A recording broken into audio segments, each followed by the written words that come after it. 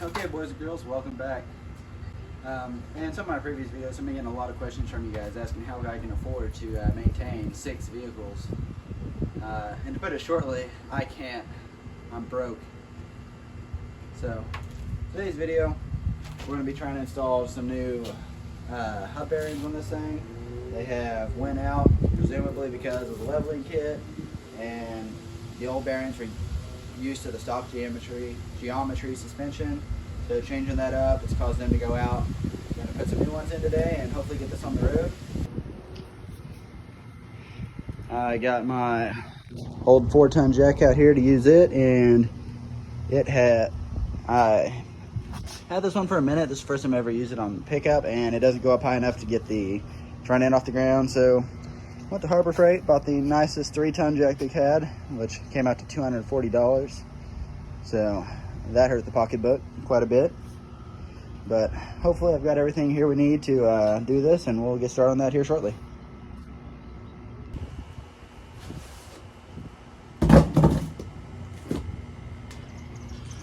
All right, we've got the new jack open here, the old Daytona. Went ahead and splurged with the extra money, got the higher dollar one, so get this here put together. Boom.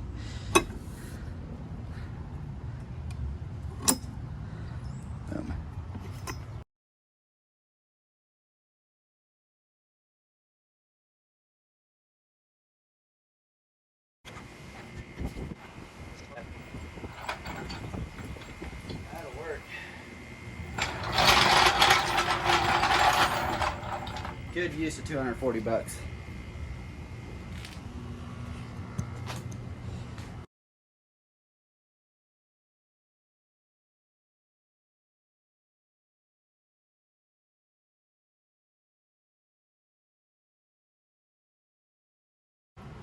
I want you guys to be able to hear this thing when I turn it here.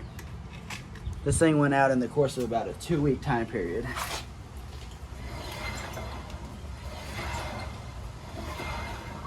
She sounds real nice, doesn't she?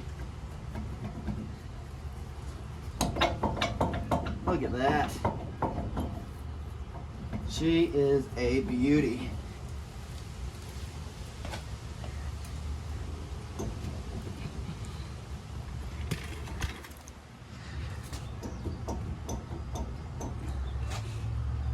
Shop here in town, they told me they were going to charge me $200 per wheel, or per hub bearing. So there'd be 400 in parts. Got online, I found them for $60 a piece. So I spent $120. With that extra money I didn't spend on hub bearings, I was able to buy this jack.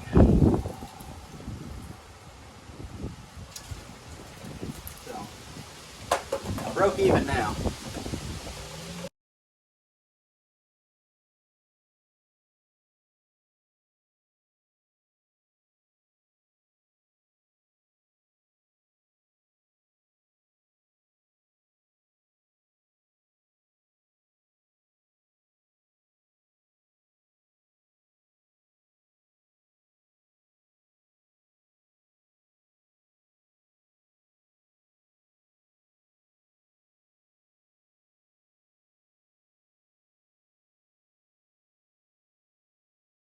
When doing a job like this, it's always most impressive to see just how wrong you can use a tool and still get the job done.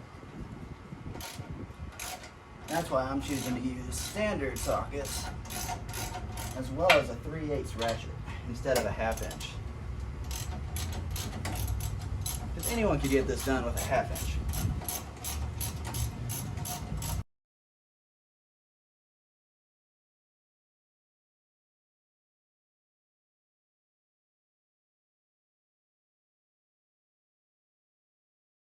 Alright, when you guys do this, try not to let this fall because you can rip your brake line.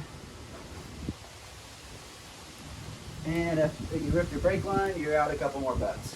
So, trying to keep this as cheap as possible. Oh yeah, look at that. Dude, that's what you want to hear.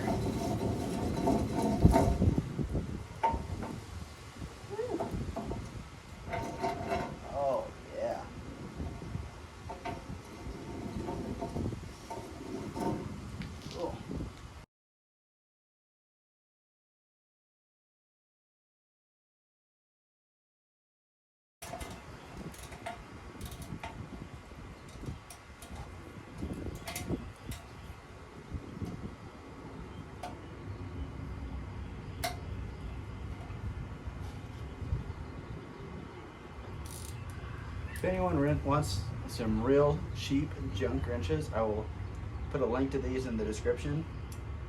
These are great for someone who works on the vehicle once a year.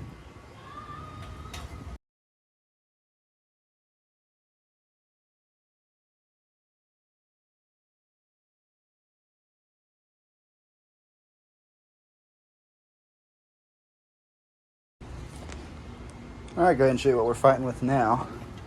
So, got the wheel off, we got our brake off, got a rotor off, and these are the bolts right here that this thing actually attaches to.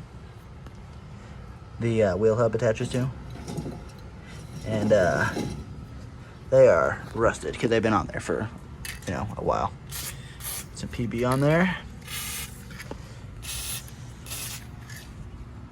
Let that soak for a minute. And while that's soaking on there for a minute, I'll go ahead and put a injection into this thing. I mean, as of now, we've already got a tire under it, but why not? We've got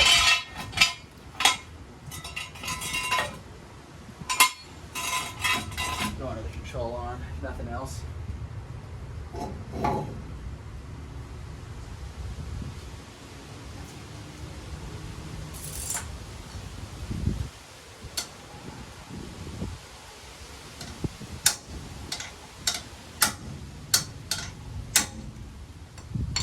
Alright. Either I officially broke my ratchet or the bolt is moving.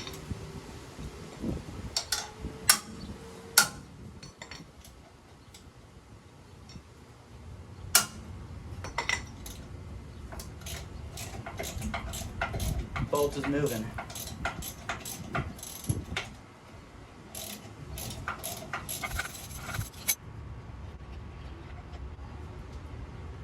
Alright, we got one bolt off. You go ahead and look at that. Didn't damage any threads. That bolt is good to reuse.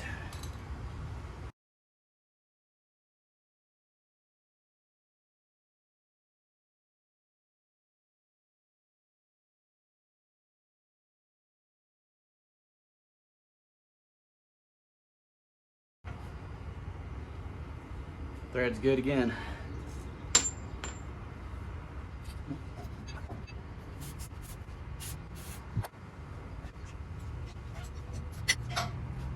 Alright.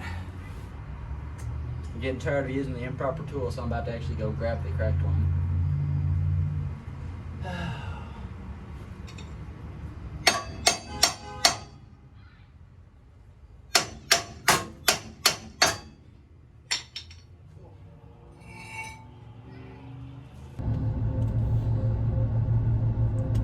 Alright. Didn't have all the parts, so we're gonna go run to the shop real quick, go grab a couple of tools that I need from personal toolbox. Got the dogs with me, so they can come with me, so that they don't have to be locked up in the house all day. So.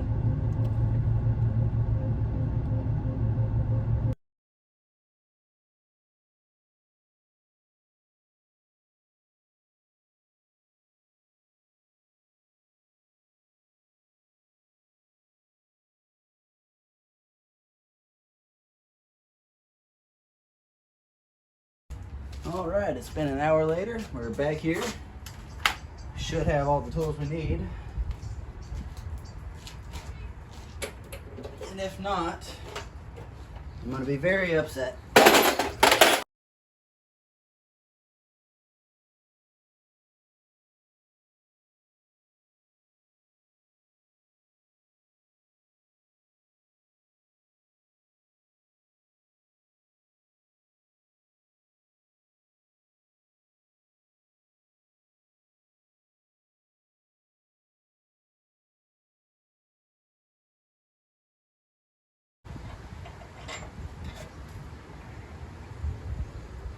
No damaged threads again. So, we are golden there.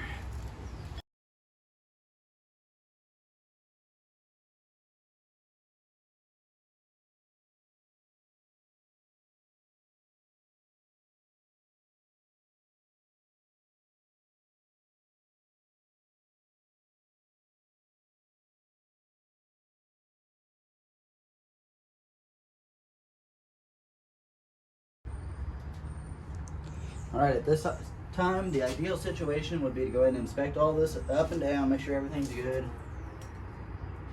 Which, ball joints look good. Upper control arms are new, they look good. Inner and outer tie rod ends, I replaced those look good still.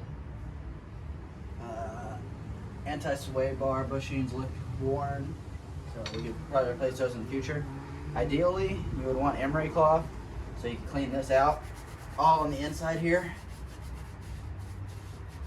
But I don't have any on me, so we're just gonna go ahead and clean this down like this.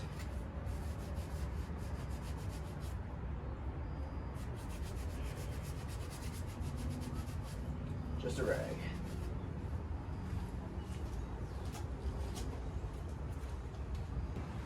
Alright, now that this is off, I'm going to try and compare these wheel hubs. Make sure these look to be the same.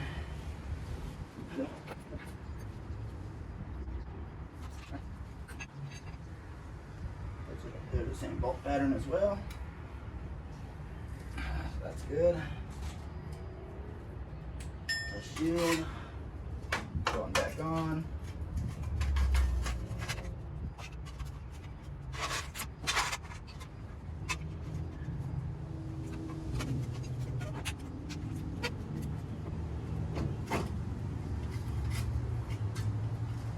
I'm going to go ahead and put the dust shielders back on as well. Reason for that being that it's going to hopefully keep dust out of this inner seal here from getting to the wheel bearing. Hopefully it'll help it last a little longer. Overall, that looks to be all the same there.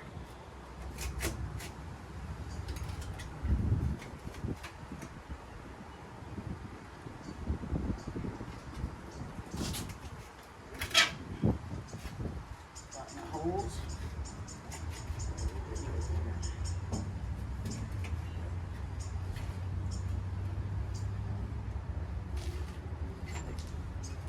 Bolt. Start with the easy one.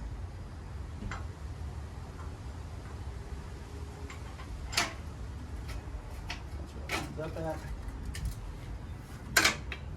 There, yep. Alright, thread it in, just a couple threads, like that, perfect. Do the same thing with the other two.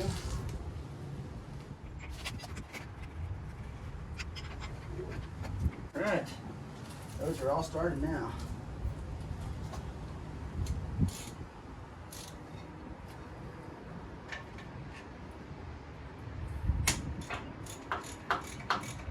Trying to snug these down, not tighten them.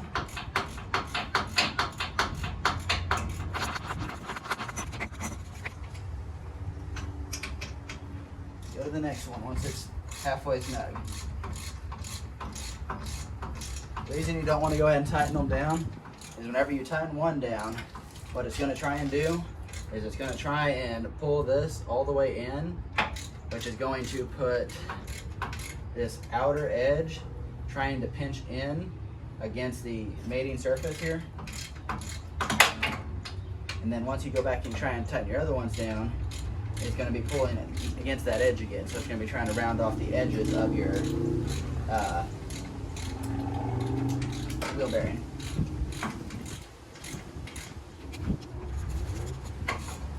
Of course, there's only 3 bolts, so there's really no start pattern.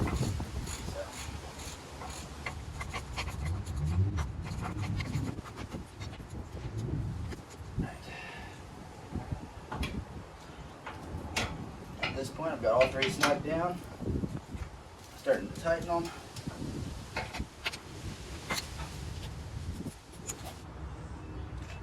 All right, and after doing some Googling and different stuff, I found a little bit of a range on what the torque spec is supposed to be on this. I found anywhere from 120 to 130 foot-pounds, so I'm going to put it at 125, split the difference, and call it good. Once again, starting with the tough one to get to first.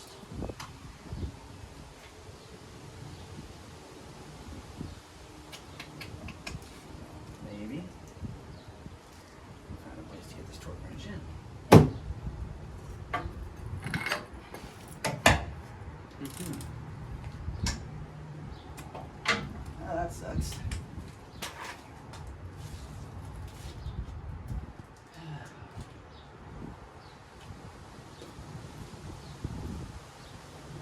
So as you just saw, the torque wrench doesn't fit in there, so I have to tuck the wheels to the right to get the torque wrench to go in.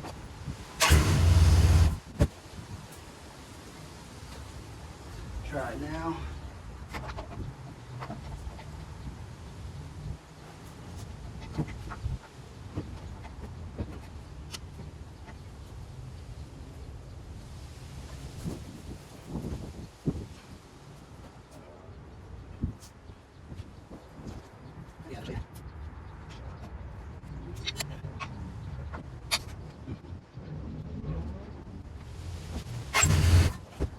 With this all the way turned, this bolt has no access to get in there. So we're gonna have to, I've already got this one done. I don't know if you heard the torque wrench click on that one. Then we'll do that one next, and we'll go back. We'll have to cut the wheels the opposite direction to get that one.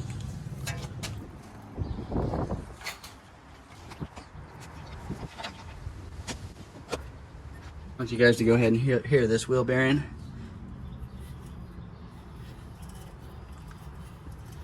See how that one's quiet? That's what they're supposed to sound like.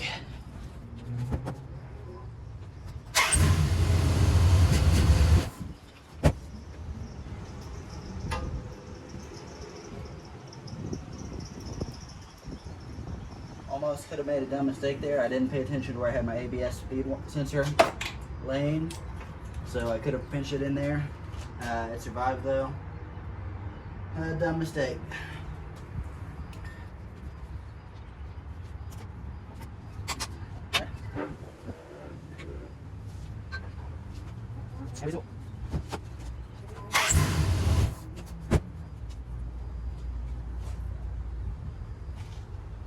Alright, got that on, we got our dust shield back on, we need our cap rotor. Alright. Remember how I was telling you guys about how we need to brake through this thing here shortly? I wanted to go and show you this as well. We've got crack lines where these things are getting too hot because they're not got enough material to actually stop efficiently, so they're getting too warm. So we will be needing new brakes for this very soon. Right on, perfect. Nice hub center.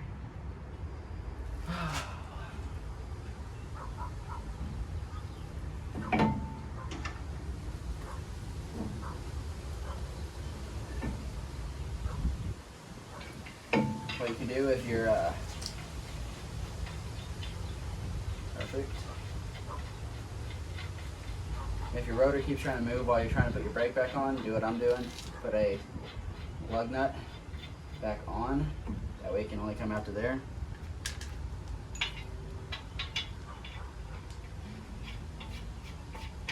There's no need to run this down with an impact. Don't go tight, just put it on there thread tight or all the way down. Perfect. Next comes the brakes again.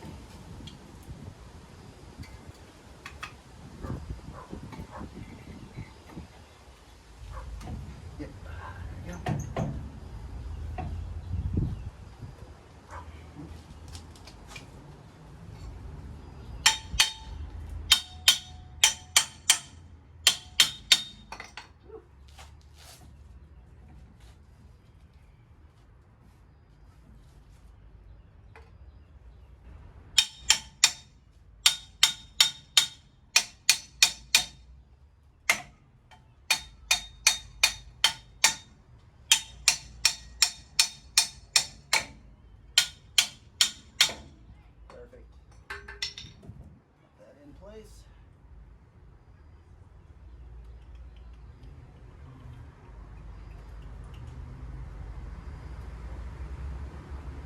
Alright.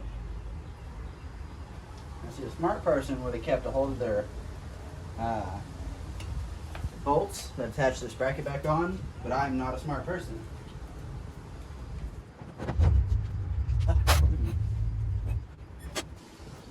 Okay, Like I said, smart person would have kept them safe. Wasn't that? I did find them. They're on top of the shock mount.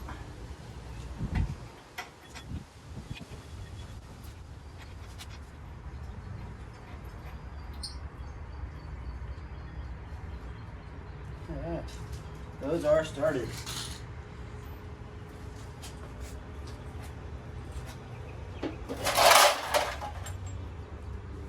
Oh. At that point, I can go ahead and remove these. Because that rotor is not going anywhere.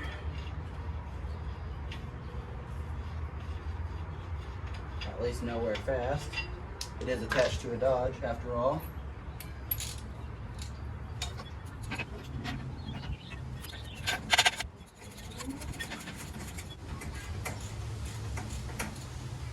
Once again, same thing, don't ever tighten your bolt without making sure they're both nut on. So just snug them both down.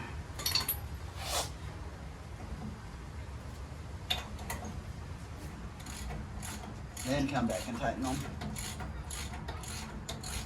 Always start every bolt with fingers before you start using a tool on it.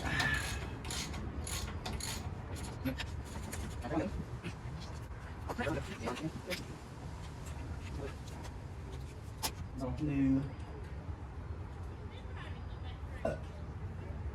piece. Ever so gently. Connect wheel speed sensor. Click. Reconnect. Boom. Everything is attached as it should be. At least good enough that you can't tell on camera. One of the two.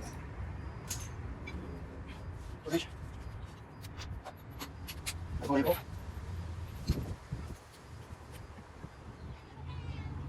see, let's try 70, see how that feels.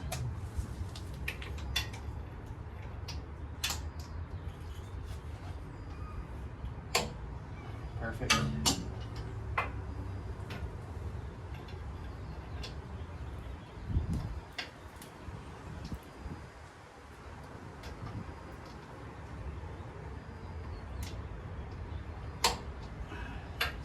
Pounds on the dot. Joke's on me. I went ahead and pulled up the torque spec. 70 is way too short on these.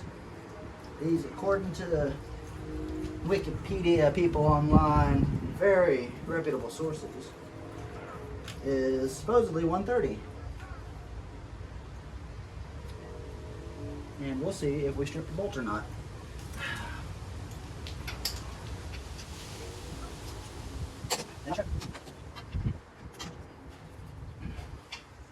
That just goes to prove you can trust everything you find on the internet. Brake on 30. Got a rotor on. That's on. Brakes on. We never disconnected the brake lines. We don't have to bleed them. We should be good to throw a wheel on at this point, boys and girls.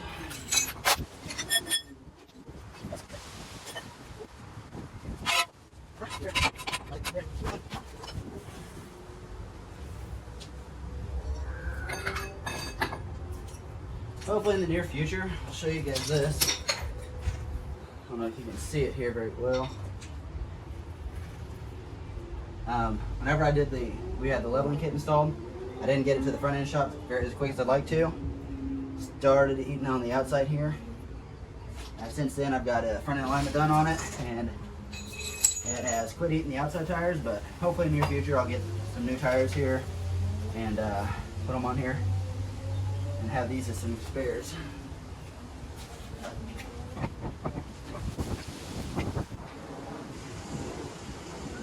Boy, it's nice having new studs on there.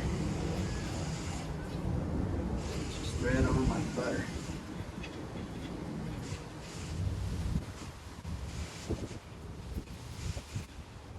Alright.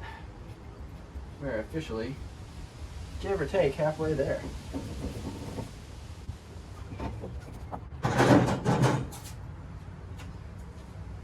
Got my high dollar Harbor Freight 4-way.